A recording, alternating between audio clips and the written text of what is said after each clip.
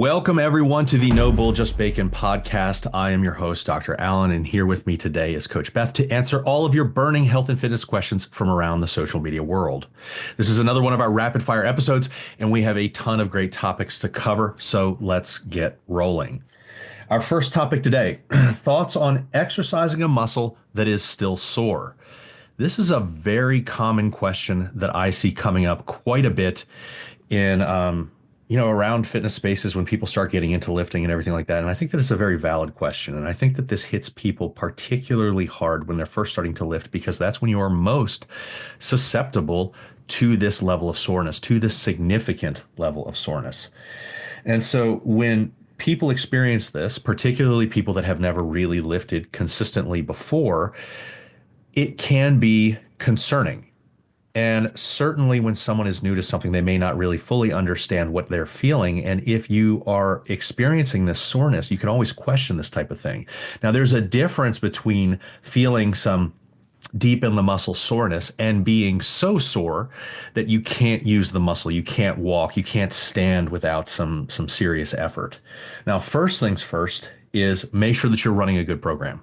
If you're running a good program with appropriate volumes, you're likely not in a level that's so overly sore that it's problematic to exercise the next time that workout comes up. Some soreness is likely to be expected. Just because you're a little bit sore, just because you might have moderate soreness, doesn't mean you should avoid training that muscle. There are things that I would emphasize after making sure that you have a good program that has an appropriate level of volume for you. One, is your nutrition appropriate? Is your sleep appropriate? Is your hydration level appropriate? If you are dehydrated, soreness is a lot more severe. And so I would ask all of these questions to a person, and then I would say, well, are you lightly active when you're not actively weight training? For those people that stay lightly active, most of this soreness seems to work its way out.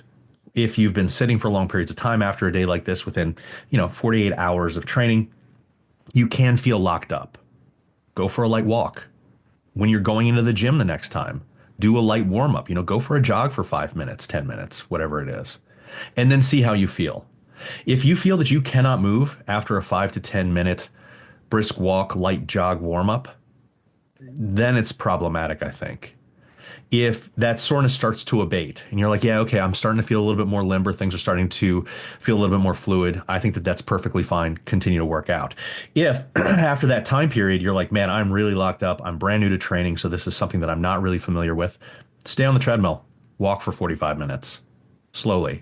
Don't waste your time. You've gone in, and it's good that it's good that you did get in, because that's going to build those habits and routines that you want to build anyways. So making sure that you're continuing to go when it's possible is still really important. And whether or not you make that call in that moment, that's auto-regulation, right? And this is something that we want to teach people to do no matter what stage of training they're in, no matter what experience level they have. So give yourself the chance to drink some damn water, move a little bit, get a little bit more limber, do some dynamic warm-ups, and then see how you feel, and then make that call. I would be very hesitant to tell a person, oh, if you're feeling sore, just don't train. I think that that's, for 99% of the cases, is probably worse than just saying, just train through a little bit of soreness. So having gone through that whole spiel, Beth, anything to add? No, if you took a day off for every time you were sore, I feel like you'd never be in the gym. Like that, I feel like there's always something that is a little bit sore from a workout. I know for me personally, like even if I'm consistently and regularly doing any sort of lunge pattern, whether it be like a Bulgarian split squat, walking lunges, a regular split squat, anything that is a lunge pattern for me lights up my legs like it's nobody's business. And legitimately, even if I have them every single week and I'm being exposed to that stimulus, it doesn't matter. I can't sit on the toilet for 3 days. But if I stayed out of the gym with legs that felt like that, I would never be in the gym. And usually it takes, like, if I'm doing warm up sets, like it might take a warm up set or two with weight, with added weight to kind of work through some of that pain, or get to a point where maybe my brain just doesn't even register it anymore and I'm ready to go. The only time that I think that advice might change is if you have like acute, sharp, searing pain, which is quite different from muscular soreness. Yeah, any acute sharp stabbing pains or any neurological symptoms, any tingling in extremities, any loss of feeling, these are things that no matter what we're talking about as far Yeah. as lifting goes, I mean, these are signs. There's a difference between deep down muscular soreness, which is okay and expected, and sharp stabbing pains, neurological symptoms, dramatic, extreme loss of strength, tingling, numbness, those kind of things. If you have those, certainly do not train. That is a sign that you actually have some nerve or blood vessel damage going on. One thing to keep in mind, soreness is not a definitive sign of a good workout. Genetics mediate a lot of soreness. There are going to be muscles that you notice as you start to go on your fitness journey that you get more sore in than others. Beth might say legs like that. Legs for me are moderate, but traps for me are extreme. If I'm going to give my level of like a 1 to 10, and clearly this is not the same as somebody else's level of 1 to 10, but if I'm talking about me and the muscles on my body that get the most sore, traps get more sore than anything else, like trap and neck stuff. So if Yeah, I'm doing, you've always gotten lit up from stuff like that. I always do. And you'll see me kind of like turning like Yeah, Batman. like I the don't, my neck Batman. doesn't turn. Yeah. So it's funny. Like that's just a genetic thing with me. And I've trained long enough that that should have worked its way out if it was just a new training stimulus. It's not a new training stimulus for me. It's genetics. Yeah. I'm hydrated as hell. So it's Yeah. not hydration, but I'm telling you all of the different things that you can look into. And if you've figured out that your volume is good, you've figured out that your hydration is good, you figured out that your recovery is good, you're still getting sore, tough shit. Yeah. Move it. Because that's Keep that's the way that it's moving. going to be. And so traps and neck musculature is like that for me. And any day that I do like high pulls or I do shrugs or anything like that, I mean, I'm going to be, it's going to feel like I have a slight level of almost whiplash. And it's not, that's being dramatic. But like you can tell, like if I haven't been moving a whole lot, particularly with the fact that I work at a computer and I'm staring forward the entire time, I just said, get in actual movement. For your neck, you like literally need to turn your head a little bit to get that to happen. And so I get locked up from time to time. But this is an example of the fact that genetics can mediate this. And so if you have a muscle and you're like, man, Allan said that after a while this is going to get better, but I'm still kind of sore every time I train this. It might be that way. In Yeah. most cases, it gets a lot better. And in many cases, we actually see people that we work with that have been training for many years and they start to come to us as our one-on-one clients. And they're like, I want to feel really sore again. And some people start to chase that. And just as, you've got to work through it sometimes, you also have to realize that it's not a definitive sign of a good workout because it does tend to go away. You do tend to become habituated to it. Okay. So a lot to think about there for the people that are making this decision, but certainly give it some time. Make at least use of getting into the gym and you're going to be doing what you need to do. Do you need to eat at maintenance for a successful body recomp? Body recomp is the topic of both gaining muscle and losing body fat at the same time. You're going to likely, for the majority of people, be somewhere around maintenance. Now, depending on your current body composition, that could be at maintenance, slightly below maintenance, slightly above maintenance. If you are sitting with a little bit more body fat, you're going to be slightly below.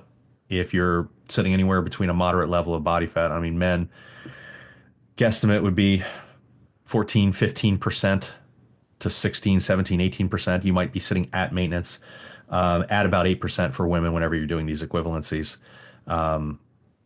If you're leaner, maybe you are going to sit slightly above. And that's the way that it works whenever you're trying to do this really slowly. If you're obese, you don't need to worry about this question because you're always going to be in a calorie deficit and you can still body recomp in a distinct calorie deficit because the fact that more body fat stores are metabolically protective. They're going to protect, a catabolic effect of a calorie deficit and losing muscle mass. So that's not going to be as much of a concern. But for the majority of people, when we're talking about this, do you need to eat at maintenance? I mean, the answer is kind of roughly, but you're going to make adjustments to that based off of your starting body composition, your current level of experience, and how you react when you monitor the changes over time. So keep an eye on things, adjust your calorie amounts based on how you're doing. And also remember that there is a lot of error involved in calorie tracking. We've talked about this before. Even registered dietitians are off by 250 or more calories on average. So if you're off by 250 calories, that could easily, you could think that you're at maintenance and you could easily be below maintenance or above maintenance. And so whether we tell you to be right below maintenance, at maintenance, or right above maintenance, you're still going to be adjusting based off of the way that you react, based off of your progress.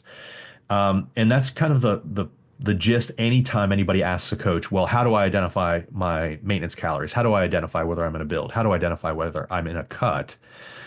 The real answer is never there's a distinct, we can tell you to do this and you're going to be in it. The real answer is over the next 4, 6 weeks, we're going to be monitoring your progress and we'll dial it in based on your progress. And that's how you really do it, because each individual person does not conform to the standard equations. You have different things going on. You've got different metabolic rates. You move differently.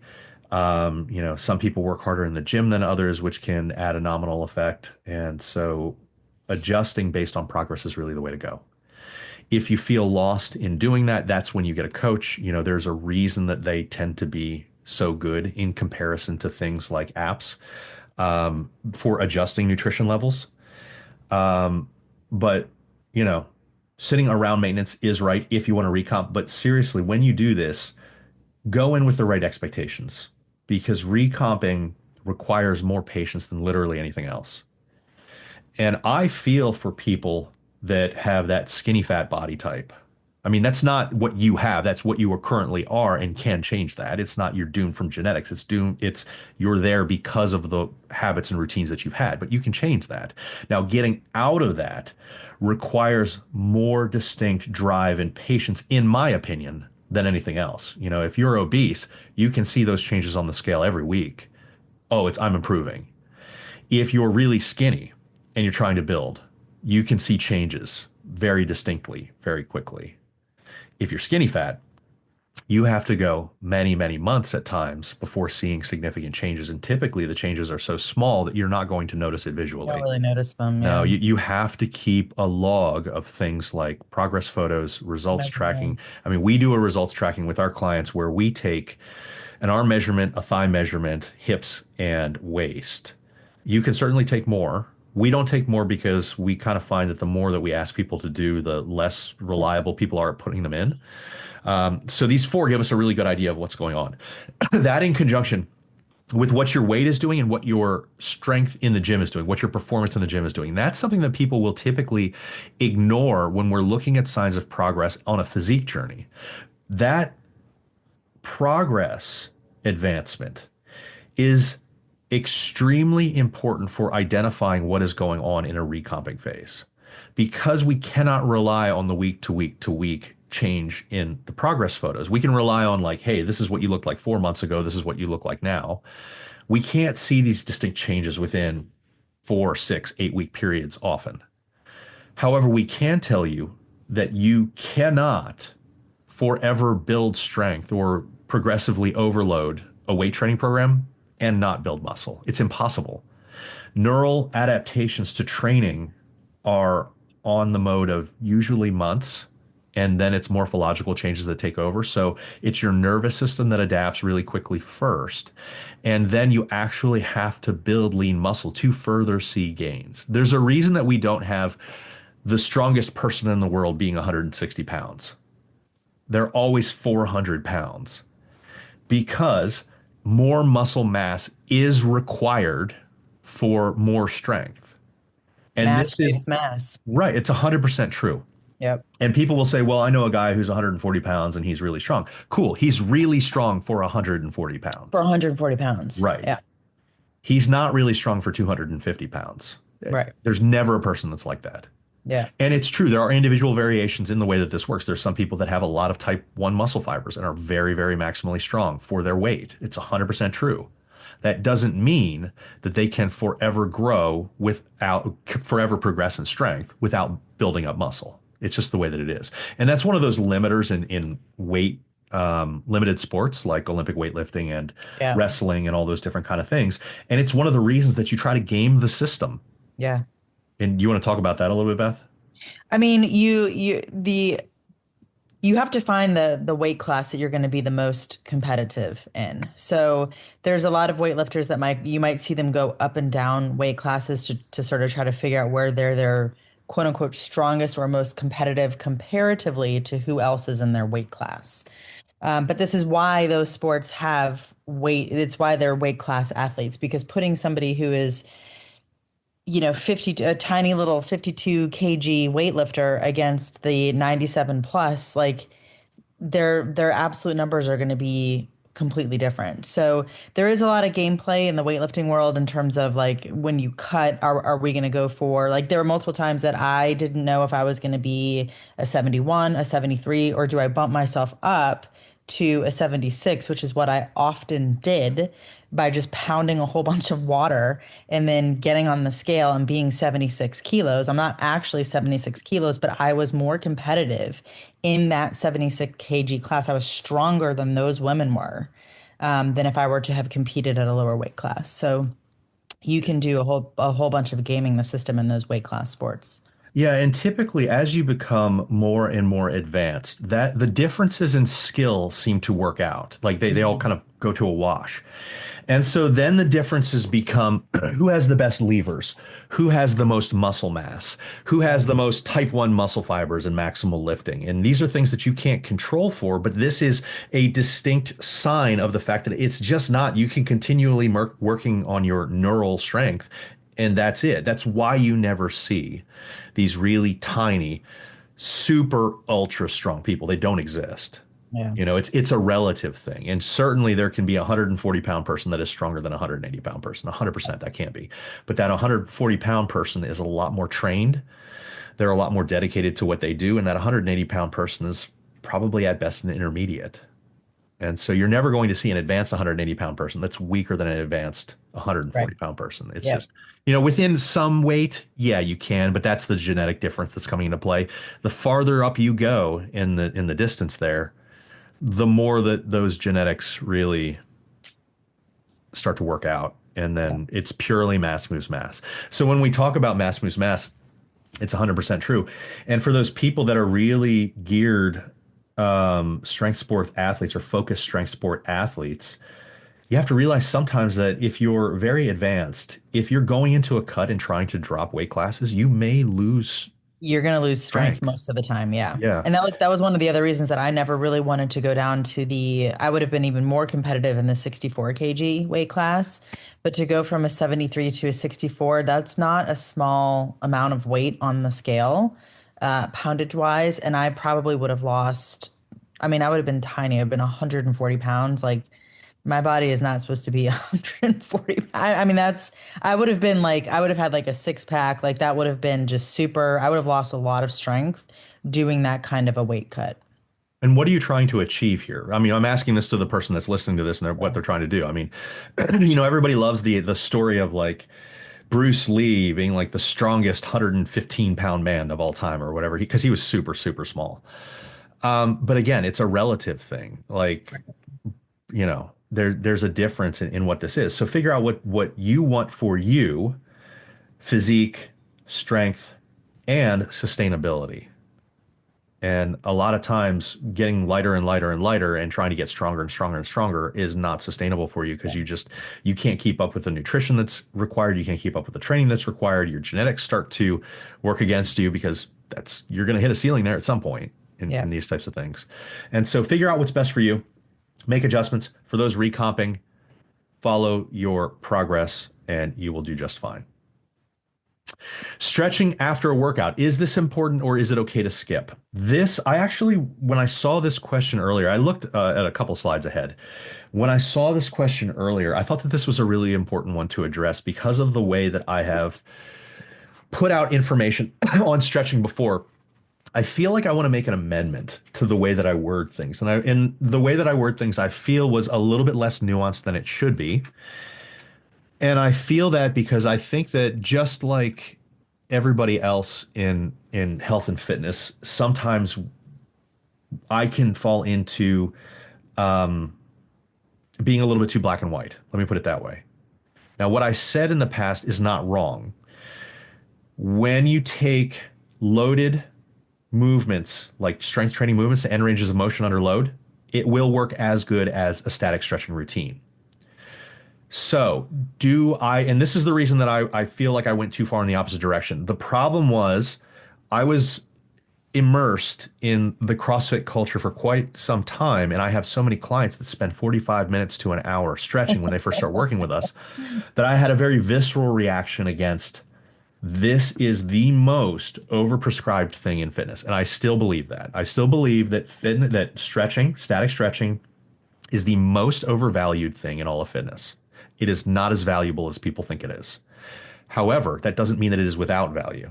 And so this is where I want to amend how I put this message out, particularly for people who are new to training and who are trying to get into positions for whatever sport they're trying to do.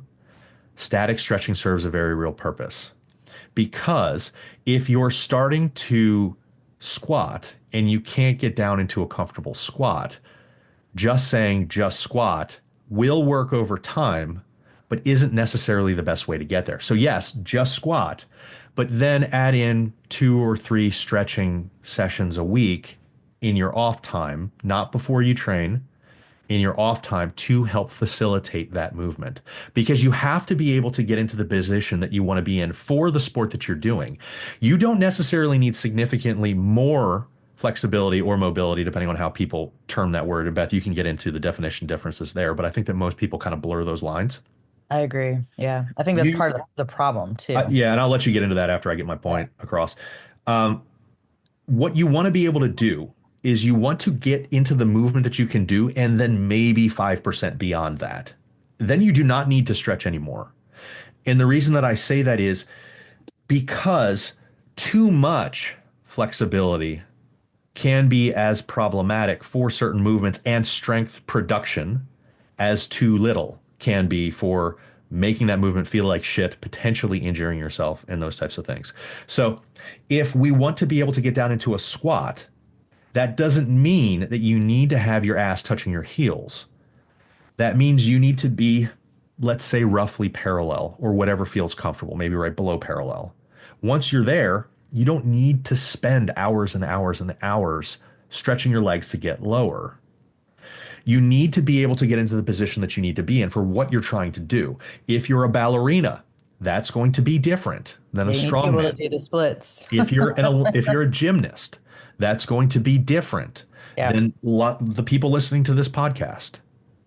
So figure out what you're trying to do. Keep things a little bit more nuanced. And this is the nuance that I feel that I was lacking before, which is why I wanted to bring this up and really wanted to talk about this topic, because I've kind of changed my mind in the way that I do the messaging around this. And I think that this is a personal growth thing. So everybody give me a hand here. I think that we have some very real reason. And there are research studies that say, hey, we've really overprescribed this type of stuff. And if you're buying all of these books on stretching and you're spending these hour-long stretching routines, it doesn't require that much to improve No. mobility. It's like 5 minutes per muscle, like twice a week, and you get maximal benefits Yeah. on whatever muscle that is that you're trying to get down into the position of. Or if you're trying to get into a position that requires multiple muscles, move in that position. Get under a bar, put some weight on it, and just squat down and hold wherever your end range of motion is. I mean, even that works just as well, but that's in addition to your regular squatting, right? And so what we want to do is we want to say, hey, this probably makes some more sense for beginners and maybe some intermediates to spend some more time doing this. It probably doesn't make much sense at all for advanced athletes to do this, because when you're an advanced athlete in your sport, you can get into that position. If you're a more advanced intermediate in your sport, you can get into that position. And so you don't need to spend any extra time. And if you talk with a lot of advanced, bodybuilders, powerlifters, none of them do significant stretching. And there's a reason. But this is that nuanced part of the equation where we have to say, okay, well, what is the person trying to do? Where are they right now? And can they comfortably perform the movement that they're trying to perform? And this is where the nuance comes into play. You want to talk about flexibility versus mobility? Well, before we get there, because I think the question say after your workout, was that like the specific part of the question? Because I do think that is an important piece of it, is like when you're doing this, because there's the whole concept of, after you've worked out and your muscles are warm, is that maybe the best time to be stretching? Like, are you able to make more differences, more changes to your flexibility when the muscle is warm or when it's cold? This did say, is stretching after a workout important, or is it okay to skip? I don't have a preference whether a person stretches after a workout or whether they stretch in the evening when they're watching TV. I want the It's just if they do it to do Yeah, it. it's just that they Yeah. do it. I mean, are we splitting hairs with any differences? Yeah, pretty much because you might be able to get like a little bit deeper immediately when you are right after a workout because you've been moving that. Right. You've already like you've essentially already done stretching. Right. So having that in mind, knowing that you're going to take a couple minutes to get that neurological inhibition disinhibition going because the majority of the changes for stretching is getting your body used to the fact that you can move into that position. Yeah. Your nervous system is keeping you Yep. locked more than anything else. Yep. And so your nervous system has this protective reflex. And the protective reflex is neural. And it says, we should not be moving into this end range of motion because I could snap a joint. Yeah. And so you're essentially teaching it that it's okay to move into this position. So I think that whether or not you do this right after a workout, first, please don't do static stretching before a workout. Yeah. Don't do that. Yes, there is data suggesting that this can lower power and cause some other issues. Yes, there is nuance to this because the way that they set these studies up, if you just give yourself 10 minutes after that static stretching, you can probably perform just fine. But people will tend to static stretch and then go right into lifting. And that's Yeah. where they see these issues. Yeah. So is it overblown? Like, oh my God, you can never static stretch before you train? Yeah, a little bit. Yeah. I mean, the concern there is probably a little bit overblown. Does it make more sense to do dynamic warm-ups in that beginning? Yeah, it makes more sense to do dynamic warm-ups. And so I would still recommend dynamic warm-ups.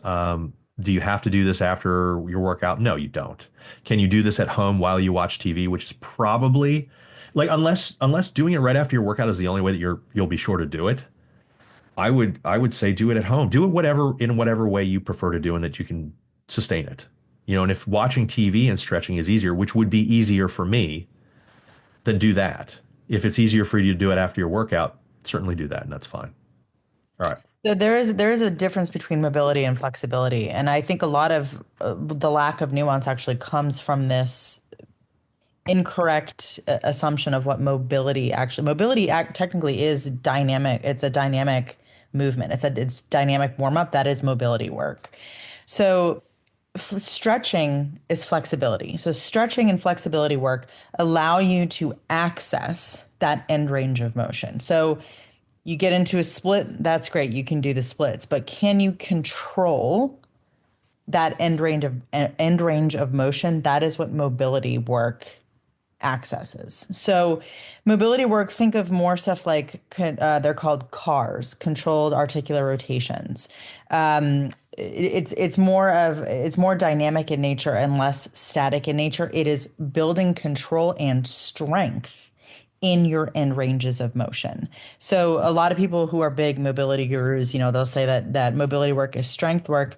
They're not incorrect because a lot of mobility work actually involves loading your end range position and building strength in that position. It's not just getting into a split or getting into a pancake and just sitting there and accessing that range of motion because you don't necessarily have control over it. So what good is that range of motion if you can't control it? So if you can get ass to grass in a squat, but you cannot control your rebound out of the hole, what good is that? What good does it do you to actually get down there?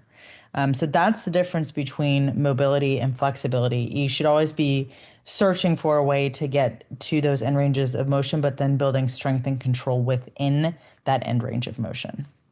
Yeah. So I think that there's a lot of nuance there. Hopefully this helps out people that are listening to this and might give them some drive to either do or not do stretching. And like I said, like this kind of depends on where you are. And hopefully this either saves people some time or allows them to get into that mobility that they need to get into for whatever they're doing. But I think that what's really important, and just to reemphasize, there is such a thing as too much, particularly if performance within a certain activity is required. Too much gives a little bit of laxity at that end range of movement that you're trying to do, and then you can lose some power and potentially strength output. Well, I mean, ask anybody that has like hypermobility or Ehlers-Danlos, like they have a hard time Lifting, yeah. weightlifting because their hypermobile joints just like they sort of like crash into the bottom of something and don't have any control over it and like can't get out of the hole and they've got 200 pounds on their back. Like EDS people complain about this all the time and it's very real. Stretch reflex is very, very beneficial in a lot of Mhm. instances. The one that always pops into my mind, not that it's really relevant to the people listening to this, but it's really funny. They find that people who are best at Olympic speed walking have super, super tight calves, like no ankle mobility whatsoever. Well, yeah, I mean they're like this the whole like Right. they're flexed the whole time. Yeah. So if you have any sort of ankle mobility, you're not going to be good at Olympic speed walking. Sorry. But it's just Funny. that's just an example that I think that Yeah, people can kind of yeah, understand. yeah, We talk about lifting, you say stretch reflex bouncing out of the hole. That makes a bit of sense. But like it's funny how it carries over to lots of sort baseball, it's really big. Tennis, it's really big. You don't want massive flexibility in yeah, spinal rotation. You don't want like it blocks you up. Or not blocks you up. It's too loose.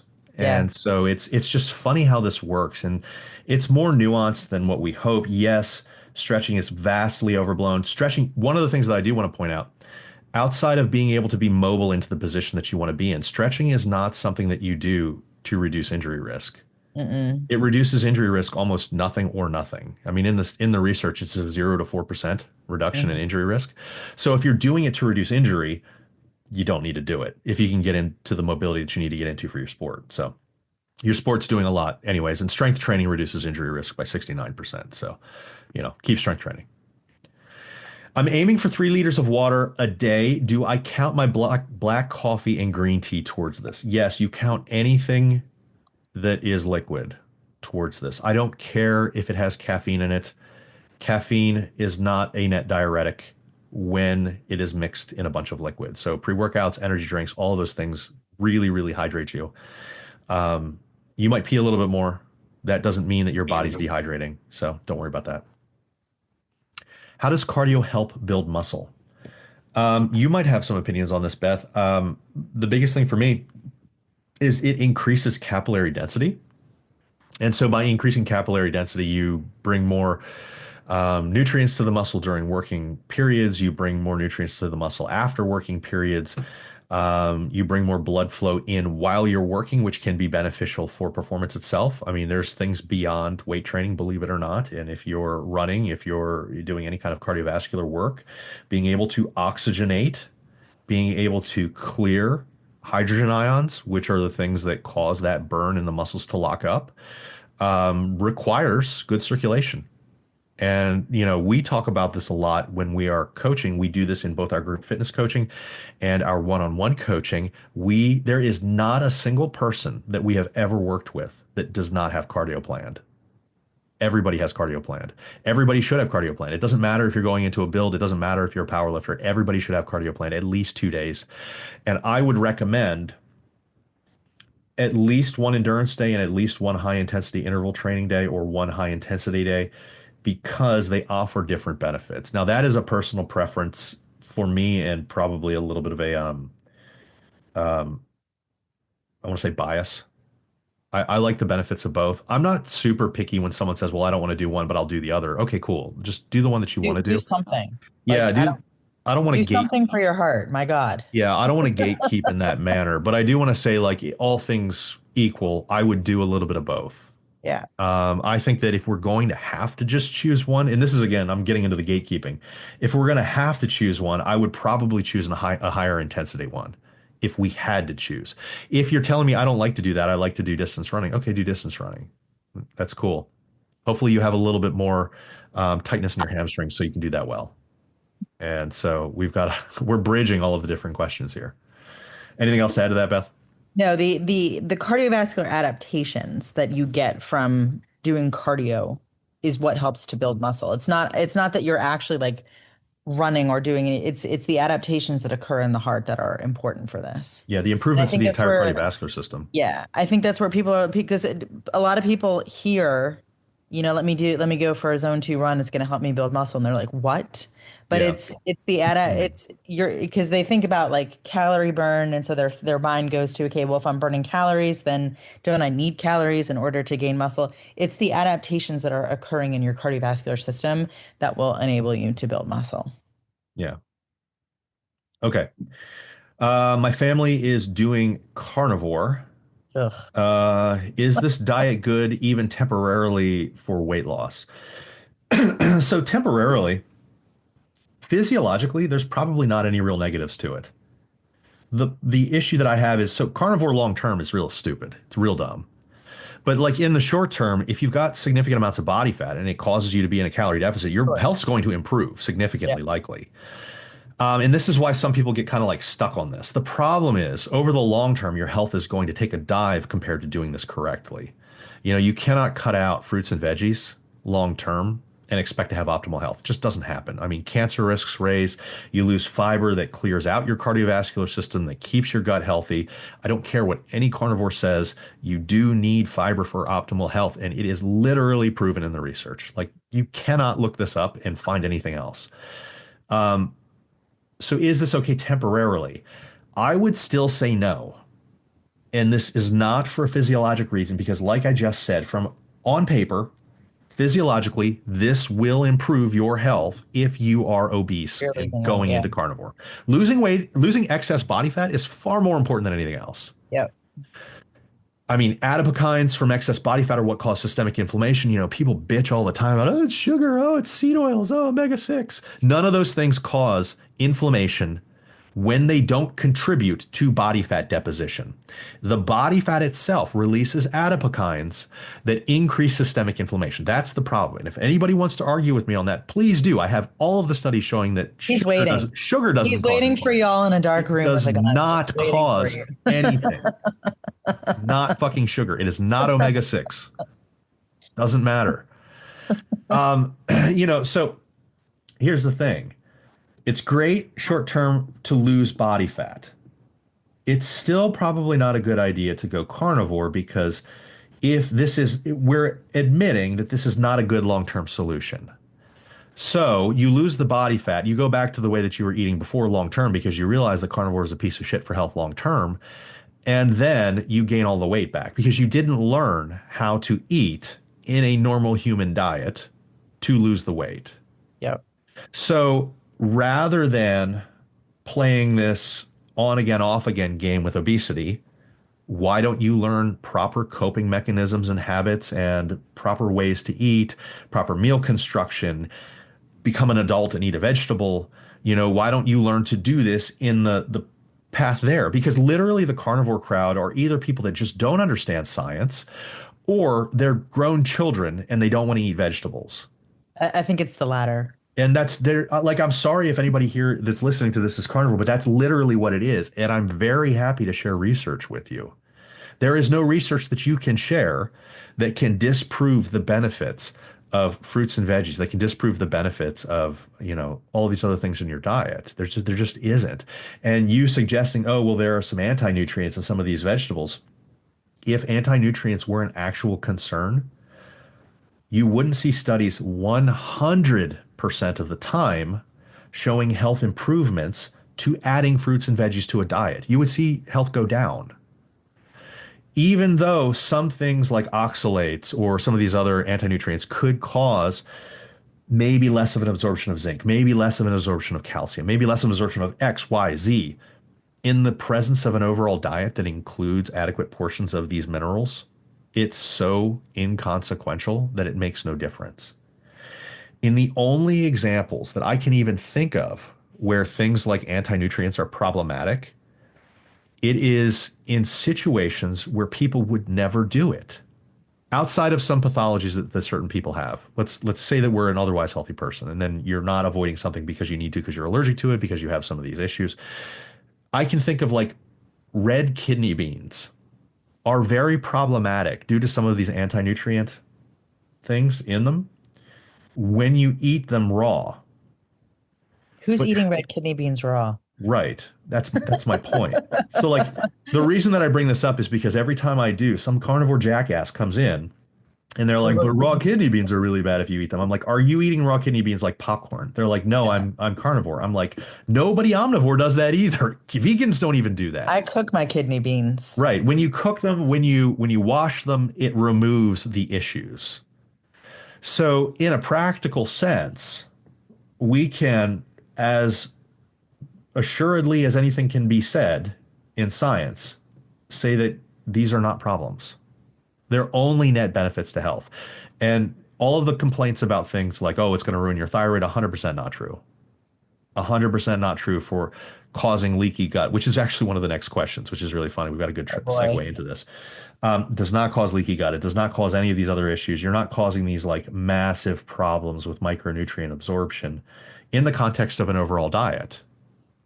So if you're following what we recommend with a smart omnivore diet, you can't fall into the problems that these people are predicting.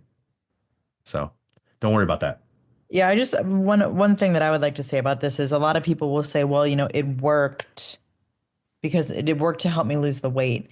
But does a diet actually work if you regain all the weight that you lost while on that diet? I would argue no, because you did. It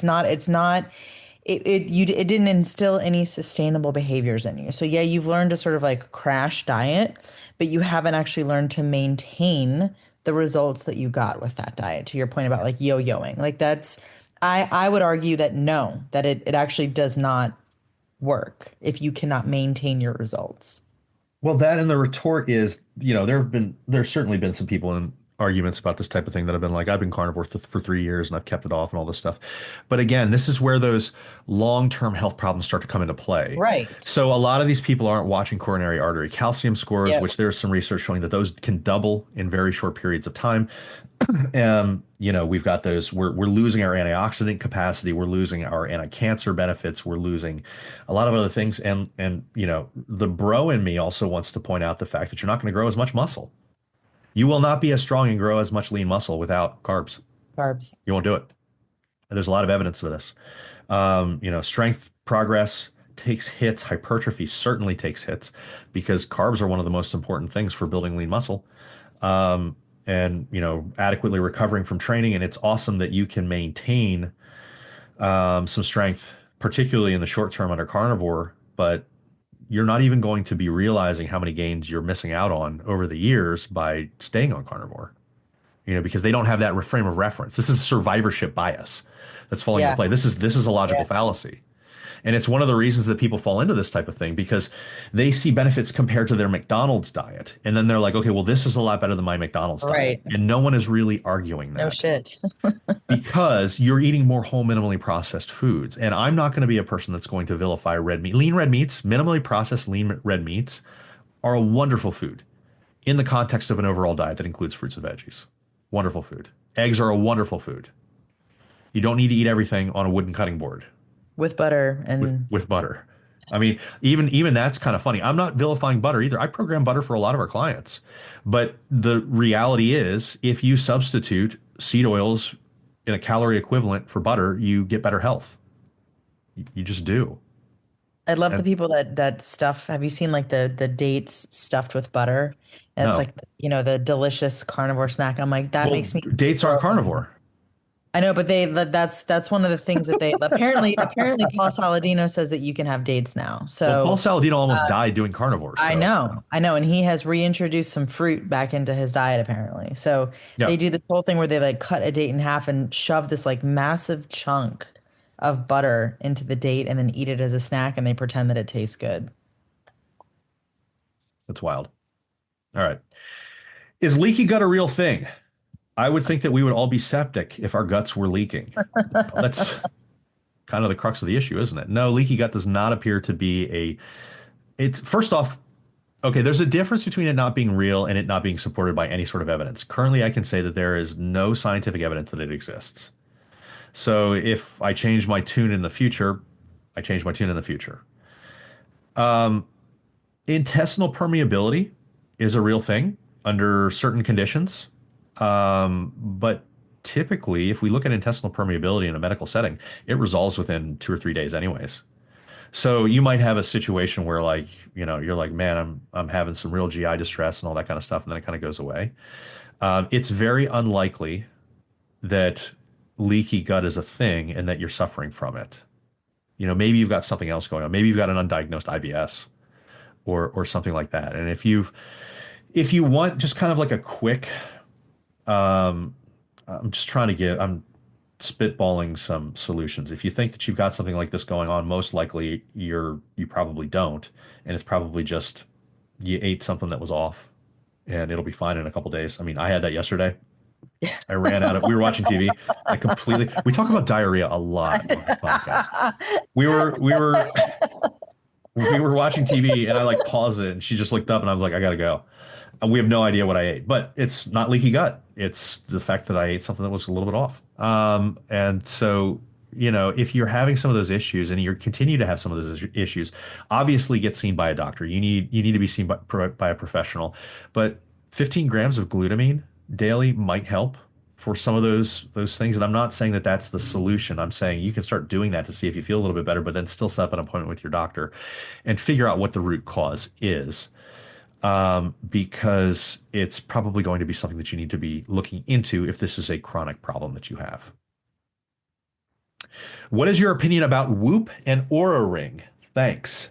Okay, we're not going to say anything about Whoop or Aura Ring. We are going to talk about trackers that you wear on your wrist or around your finger.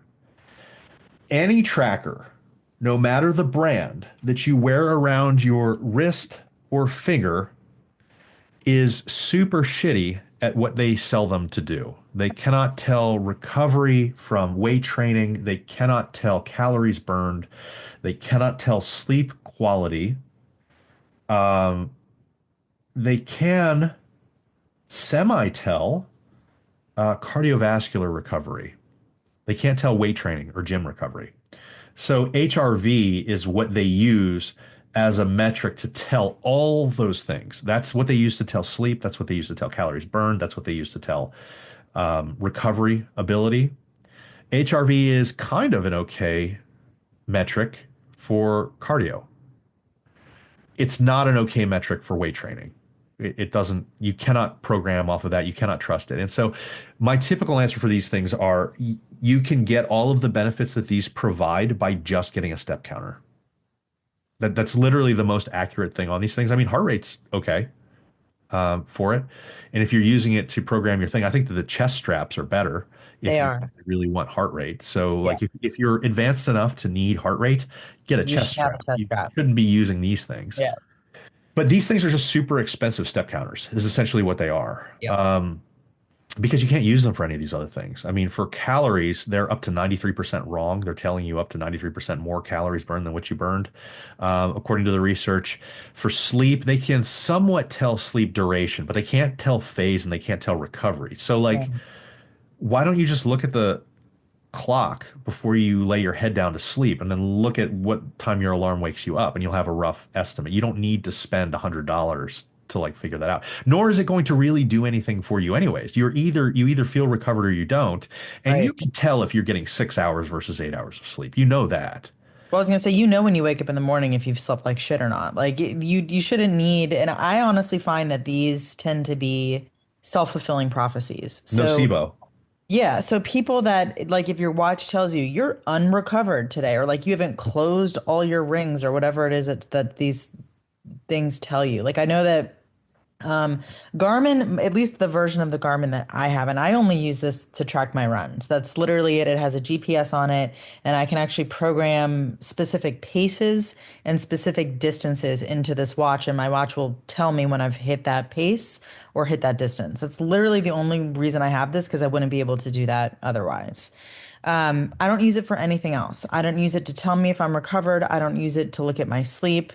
I do use it to look at my steps, but again, that's going to be counted by arm swings. So that's going to be a little bit off. And I realize that at the end of the day. But it will, for example, I went on a 6 mile run this morning, and my watch at the end of that run told me that it would take me 48 hours to recover. This was a zone 2 easy run. I feel fine.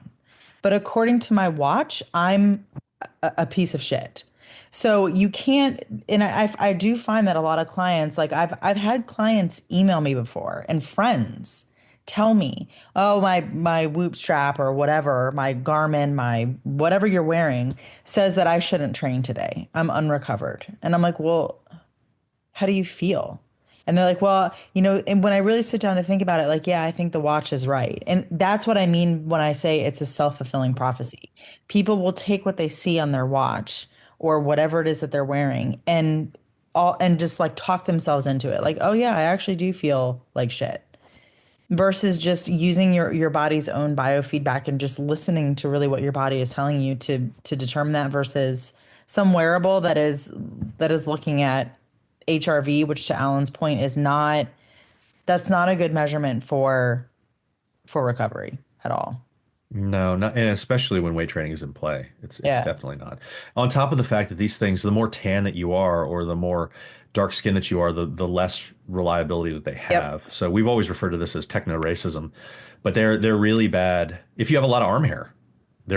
they're really So bad. the So because the issue is what these things do. I don't know if you can see it. Can you see the green lights flashing? The ones that flash you in the eyes in the middle of the night. So typically what this will do is it's not doing it right now, but every now and then it's these green lights scan your veins. And that's actually how they're determining your heart rate is through the blood pulsing through your veins. So if you have dark skin, or a lot of arm hair, to Alan's point, these things become less and less reliable. They do make some of these that actually have a red light instead of a green light, and it's specifically for people that have higher concentration of melanin in their skin, because it's better able to read through darker mhm. skin. All right. So these trackers, should you wear them? I mean, probably not. Trying to up my endurance, my cardiovascular endurance, and lose weight.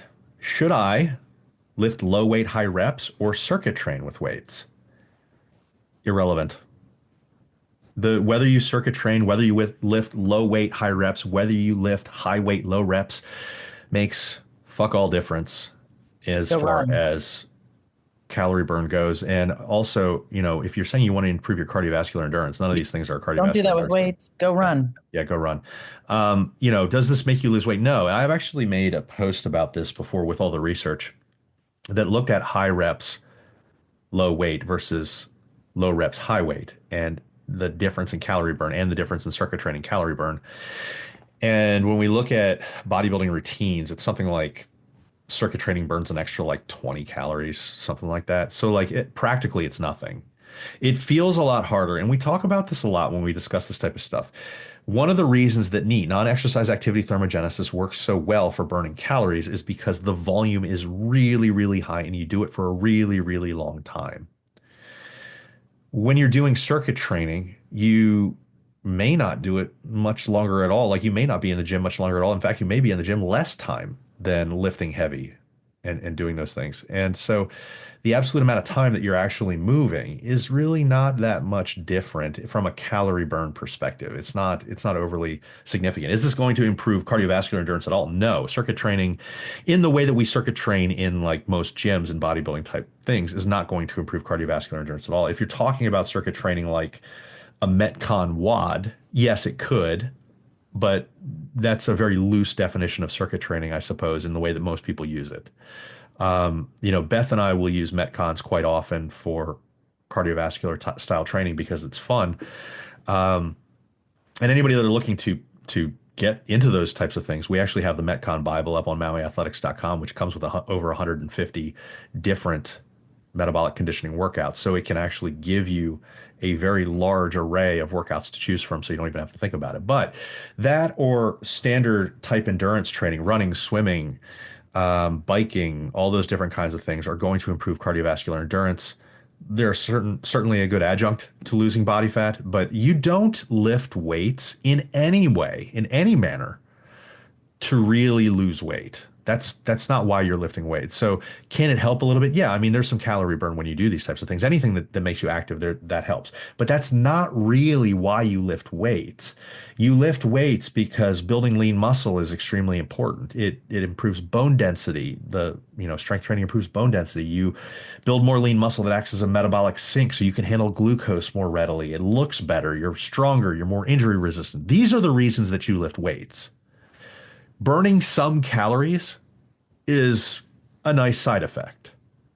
But if you want to burn calories, lifting weights is a really inefficient way to do it. Even circuit training, it's a really inefficient way to do it. So there's a lot better options if you just want to focus on burning calories. Now, this isn't to tell anybody to, avoid lifting weights because it's probably the single most important activity that you can do. But understand that just because something feels intense doesn't mean it burns a lot of calories. So, moral of the story there, figure out what you want to achieve and then set up your program so it can meet those needs. This one is specifically for me, and I found that this is kind of a funny one. But Beth, you can answer this one too. You've been on a lot of podcasts recently. Are there any you would not go on? My answer for that is no. I would go on every podcast that I'm invited on. And some people might find that as a weird answer. And I thought about this a lot when I first started doing podcasts regularly. And the reason that I would answer that is even if a podcast host traditionally puts out crap content or highly hyperbolic content, their audience probably needs to hear my message more than literally anybody else. And so I don't have to put out a bad message just because I'm on somebody's podcast. I don't have to compromise integrity. And therefore, there's no conflict of interest for me to go on to any of those podcasts. Now, if I got onto those podcasts and I started hawking like telemedicine, or I started hawking like, a green supplement, or I started hawking like colostrum, then like, yeah, there would be a problem there. But I would never recommend people something that I don't think can truly benefit them. And certainly my recommendations over time can change, but at any given moment when I'm recommending something, I truly believe that it can help a person and that it is likely either a worthwhile purchase or likely a worthwhile use of their time. Last question. Are there any effective fat burning supplements? Over the counter, the practical answer is no. Technically, they can show you that these things do increase fat burning. But the level of increase of fat burning is something like 30 calories per day. So is it a practical good use of your money and your effort and the possible side effects that come with them? Because most of them include heavy stimulants. No, probably not. And even things that don't include heavy stimulants, like things that you get from green tea, they're inactivated if you take in stimulants daily. So if you're drinking coffee, it removes that fat burning benefit that those have. And even things like caffeine that do have distinct fat burning benefits, as adenosine receptors upregulate it, it inactivates that. And so for caffeine, you literally have to go 2 weeks on, 2 weeks off, 2 weeks on, 2 weeks off. And it's a pretty high dose to get those fat burning effects. So in a practical sense, for over the counter legal stuff, the answer is no. You're at best going to be burning about 30 calories. All right, guys, that is it for No Bull, Just Bacon today. Reach out to us as you need to at Instagram, Facebook, any of our podcast locations, YouTube, and we will be happy to take down your questions and answer them on a future episode. Thanks, guys.